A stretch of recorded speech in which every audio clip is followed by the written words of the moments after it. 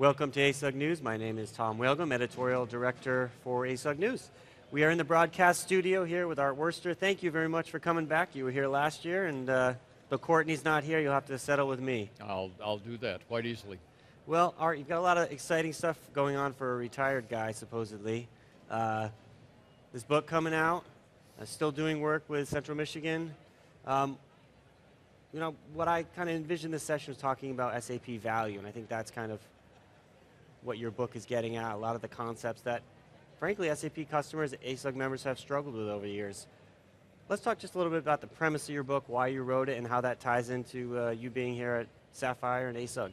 Okay, Tom, thank you very much. You know, Bridget Chambers talks about innovation, business excellence, and infinite ROI.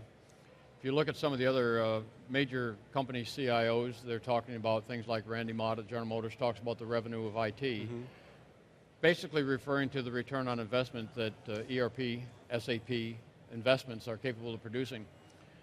And yet, oftentimes we don't produce those. Oftentimes we go through all of the effort and exercise, and at the end of the day, we today usually get SAP implemented, but we really don't get the returns that the program was initially based upon. And there has to be reasons for that. So as I looked back, and particularly working with the university programs, the graduate programs at Central Michigan, looked back and said, well, why should that be? I've got a background with 25 years running businesses and then about 10 years running IT consulting organizations. And the gist of the matter is that we now have the tools, we have the methodologies, we have the SAP software. I mean, it eventually papers the business universe. You can do almost anything with it. And yet we still have the same poor results. So it's got to be something else. If it's not the tools and methodology, it must be something within the business that is preventing us from being able to get those business benefits from the use of SAP. So I went back and looked at, from my experience, the types of things within a business that when I have been successful, I was able to use. And I've identified 5 areas in the book. Basically how you look at and how you calculate return on investment being one of them, and I'm not talking about the 3-letter acronym that you use for your methods, but simply whether you look at ROI as something that's there to be recovered or whether you try to find ROI as something that you hope you can get. I look at business process management and how you do what I call package-enabled business process management, meaning designing it within the ERP package, within SAP. The third area is culture, politics, and organization, where I basically say, you know, guys, every organization has got a culture, everyone's got a politic, everyone has an organizational structure. Get over it. So are you saying you don't think you're so special? Is that what? Everybody's got one, and some of them are better and some of them are worse, but quite frankly, your job is not to use the culture, politics, and organizations as an excuse. Your job is to figure out within that culture, politics, and organization how to get the job done, and your job is to achieve the return on investment that you're looking for. Right. The fourth area I talk about is IT strategy, where IT strategy can either be designed to promote recovering return on investment, or it can be designed to reduce the year-to-year costs of IT and then have some huge blowout upgrade program where it's too complex and too difficult to get done in order to really focus on return on investment. And the last area is to create a learning organization. It's the collective competence, the collective knowledge of your organization that's going to give you the ability to identify, design, and resolve the business problems that are keep holding you back. So the book is written from the business perspective. It's written to give companies an opportunity to go out and look at the internal management structures to allow them then to use the power of SAP in order to deliver the return on investment it's capable of. Fits perfectly into Bridget's ASUG keynote speeches where she talks about the infinite ROI, and it fits very, very well in with leading CIO thought processes today where they're saying it's really necessary that IT become the vehicle by which businesses are able to deliver business benefits. But you know, we get done with those SAP projects and Art, we're just so tired and we want to move on to the next thing. We got a million things. We can't stop and take and do this. What do you say to that kind of, you know, when someone gives you that pushback? I've tried to find the source of this quote for years, and I'm not sure who it was. I got it from a manufacturing consultant named Marvin Weisbord years ago. Is that the business process that you employ today in your business has been perfectly designed to produce today's business results. The corollary being that if you're going to change your business results, you're going to have to change your business process because it's a direct relationship. One of the things that's happened as we've adopted, SAP is the largest promoter of this, and this is a positive statement, Right. is that when you start to look at the business from an integrated fashion, you start to discover things about your business that have always been there that have prevented you from being successful. If you discover those things and you learn how to deal with them in your business process designs, you're going to be successful in getting your return on investment. If you don't, if you try to continue to look at your business in the same way you always have, you're going to wind up with business processes that do the job the way you always have, and you're going to wind up with the results that you've always had. Right. Has SAP done enough on their part?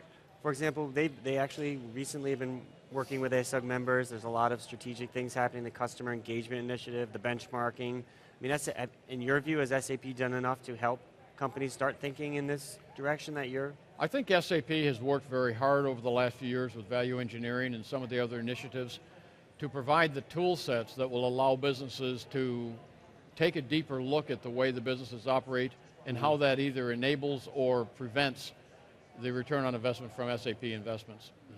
I think the issue is that SAP is a technology company and has developed tremendous technologies to provide those resources, but the rest of the business management world has really not kept up with the differences in how you have to organize and manage a business when you're truly operating in an integrated fashion. They tend to continue to look at the business as though the same functional structures, the same functional perceptions, the same political turf wars between the various functions over who gets to design whose business process, that those things are part of the process of standing in the way. And to a great degree, the programs that SAP is putting in place are starting to move in that direction, or helping companies start to understand this premise. But the number of consulting organizations out there who are truly able to help them bridge that gap with people who are, after all, basically technologists, it's difficult at times for them to achieve that. How big a change do companies have to make, do you think, the typical SAP customer to actually start embracing this? I mean, is it a fundamental shift, or do you think it can be done in waves? Or I'm wondering about the approach you would prescribe. Well, in the years that I was doing quality programs and transformational programs and all kinds of things over the years, it's always been a program to stop, get a group together, go off into a cabin in a mountain someplace and design a new world for yourself. I don't advocate that, and the book doesn't advocate that. We don't advocate that in our programs at Central Michigan University.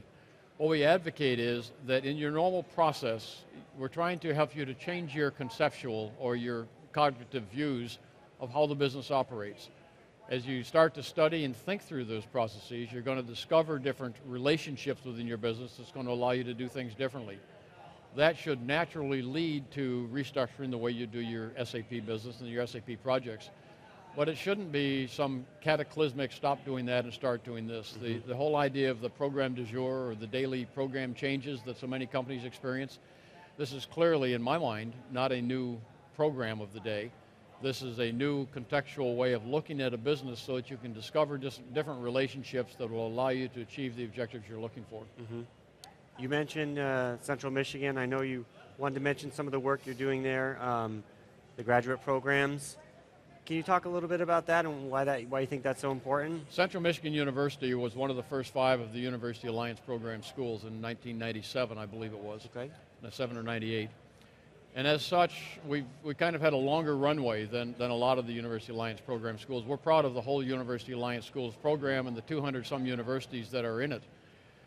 At Central Michigan University, we'll graduate 60 to 80 students a year from our undergraduate business, Bachelor of Science in Business Administration programs who have 2 or 3 SAP courses, which will typically include Introduction to SAP, include Configuration, include Business Intelligence, and then we'll also be certified in TERP 10, the Business Process Integration certification from SAP. Okay.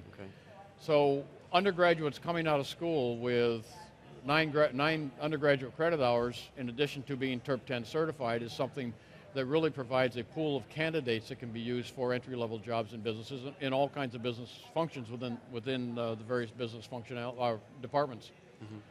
The second thing is we've carried it on into a graduate program, and in the graduate program we have a full SAP concentration, ERP concentration, but it uses SAP software throughout, that can be taken as a graduate certificate, which is again MBA level program, and we're taking and focusing the use of the technology on the book providing the business fundamentals that run underneath the whole program, so that they'll have courses, introduction, which will teach the architecture, nomenclature, master data, all of the concepts that are needed in SAP. We'll teach configuration, we'll teach business intelligence, and we add a course in financial regulatory compliance. So it uses governance, risk, and compliance, GRC software from SAP, and basically teaches the reasons why SAP is configured and set up the way it is, so that it can be, when audited, it'll achieve compliance with Sarbanes-Oxley or international financial regulatory standards. Okay. And that also includes TERP 10. So they also end up with an MBA or with an SAP ERP graduate certificate that will include TERP 10 certification. Which is probably very valuable these days, I would guess. It is. A lot of our adult students are using it as an opportunity to excel in their home organization to get ahead. Adult students, it's an online program, so it's part-time, and a lot of our students move ahead that way. The undergraduate students coming out, it provides a large pool of resources that is really valuable for entry-level positions in almost every function of an SAP client business. Great. Well, Art, thank you very much for stopping by. Let's get the name of the book, Maximizing Return on Investment Using ERP Applications. That is the book. When can we look for it? Book. It's going to be published by John Wiley & Sons. It'll be published on September 17th. Great. Well, thank you very much for stopping by. All right. Well, thank you. I appreciate the time. No problem. Stay tuned for more on ASUG Online, and also check out asugnews.com for more video interviews from Annual Conference 2012.